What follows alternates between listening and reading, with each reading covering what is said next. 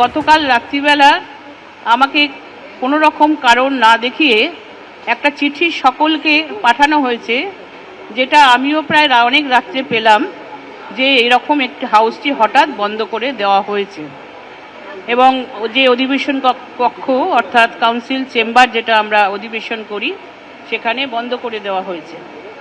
কারণ দর্শাবার জন্য আমরা সেক্রেটারিকে একটি চিঠি দিয়েছি, চেয়ারকে সম্বোধন করে চিঠি দিয়েছি যে কার নির্দেশে কাউন্সিল চেম্বার আপনি বন্ধ রেখেছেন এবং কি আইনে আপনি অধিবেশন বন্ধ করলেন, কার নির্দেশে। উত্তর এখনও পাইনি।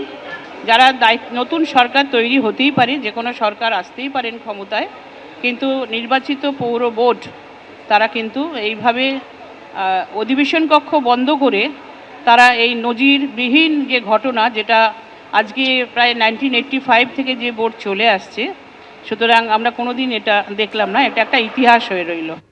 এটা একটা সব নির্বাচিত যত আমাদের প্রতিনিধি আছে তাদের একটা চরম অপমান এবং নিদর্শন হয়ে রইল। ধরুন আমরা অ্যাসেম্বলি ডাকলো আর সেখানে অ্যাসেম্বলি খোলা হলো না, পার্লামেন্ট ডাকলো পার্লামেন্ট খোলা হলো না, এটা একটা নিদর্শন হয়ে রইল। হট করে আমার ইচ্ছা হলো আমি হাউস বন্ধ করলাম, হাউস করলাম, এটা এক্সিকিউটিভের কাজ না, এটা সম্পূর্ণটা চেয়ারপারসনের কাজ। সুতরাং অ্যাক্ট অনুযায়ী চেয়ারপারসনকে যেরকম চলতে হবে, মেয়রকে চলতে হবে, এক্সিকিউটিভকে চলতে হবে। তাই আমি এই যে আজকে যা পরিস্থিতি হয়েছে এটা তো অত্যন্ত দুঃখের, অত্যন্ত অপমানের। তাই আমার যারা কলিগ, যারা কাউন্সিলররা এখানে এসছেন প্রত্যেককে অভিনন্দন জানাই।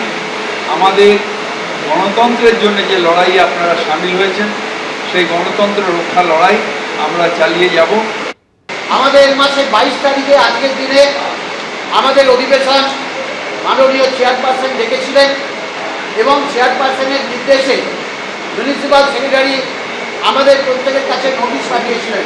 আজ পর্যন্ত কলকাতা কর্পোরেশনে ক্ষমতার ওলটপালট রয়েছে, কিন্তু কোনোদিন এইরকম ঘটনা ঘটেনি যে মিউনিসিপ্যাল আইনকে উপেক্ষা করে, মিউনিসিপ্যাল অ্যাক্টকে উপেক্ষা করে সাংবিধানিক যে অধিকার মিউনিসিপ্যাল অ্যাক্টের মাধ্যমে ভারতবর্ষের সংবিধান আমাদের চেয়ারপারসনকে দিয়েছে। চেয়ারপারসন একজন ইলেক্টেড নির্বাচিত প্রতিনিধি, তাকে আমরা কাউন্সিলরদের নির্বাচিত করে এই মহতি সদনে তাকে চেয়ারপারসন নির্বাচিত করেছিলাম। ফলে তার যে অধিকার, সাংবিধানিক অধিকার, এই অধিকার কেড়ে নিতে পারে একমাত্র স্বৈরাচারী শাসন ব্যবস্থা, তার বাইরে কেউ নয়। এবিপি আনন্দ এগিয়ে থাকে, এগিয়ে রাখে।